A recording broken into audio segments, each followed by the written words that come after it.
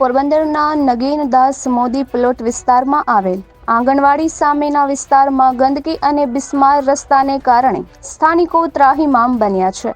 ત્યારે વહેલી તકે સફાઈ કરી રસ્તાના નવીનીકરણની માંગ ઉઠી છે।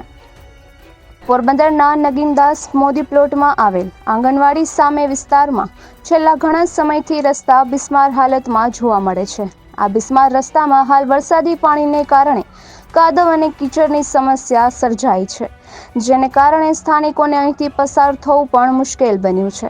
કાદવને કારણે લોકોએ ઘરની બહાર પણ નીકળી શકાતું નથી। અહીંથી પસાર થતા વાહનો પણ અવારનવાર સ્લીપ થવાના બનાવ બને છે।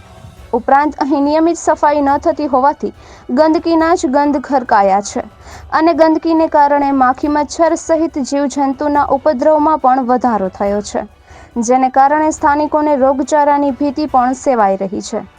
આ વિસ્તારમાં અન્યત્ર શેરી ગલીઓમાં પણ બ્લોક પાથરવામાં આવ્યા છે, પરંતુ આ વિસ્તારને જ બાકાત રખાયો છે, જેને લીધે સ્થાનિકોમાં રોષ જોવા મળે છે। સ્થાનિકોએ જણાવ્યું હતું કે વેરો સમયસર ન ભરવામાં આવે તો પાલિકાના કર્મચારીઓ ઢોલ નગારા લઈને ઉઘરાણી માટે દોડી આવે છે, પરંતુ સુવિધા આપવાની વાત આવે ત્યારે કોઈ ડોકાતું પણ નથી। આથી વહેલી તકે રસ્તાનું નવીનીકરણ કરવા અને નિયમિત સફાઈ કરવા માંગ ઉઠી છે। નિપુલ પોપટ, પોરબંદર ટાઈમ્સ।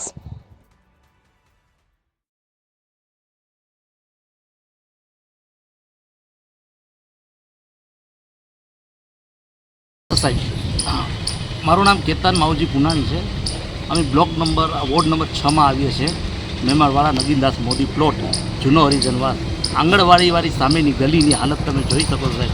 છેલ્લા 25 વર્ષ થયા અમે કોઈ જાતના નથી બ્લોક કે નથી આ રોડ। ચોમાસાની અંદર એટલી બધી હાલત એટલી ખરાબ અમારી થઈ જાય છે કે અમે બહાર નથી નીકળી શકતા સાહેબ। હું હેન્ડીકેપ છું।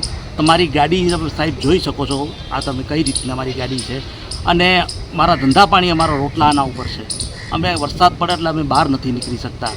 ગંદકી, કૂતરાઓના, ભૂંડડાઓના આટલા ત્રાસ છે કે જેની વાત પૂછોમાં। સફાઈ કામદાર કોઈ અમારે અહીંયા આવતું નથી। અમે કોઈને કહીએ તો કે આ ગલી અમારામાં આવતી નથી, એટલે કોઈ સફાઈ કરવાય નથી આવતું। એનું પરિણામ તમારા સામે છે અને હજી હું તમને આના વિડીયા બીજાય પણ હું મોકલાવીશ, જે પાણી ભરાયેલા છે એ પણ હું તમને મોકલાવીશ સાહેબ।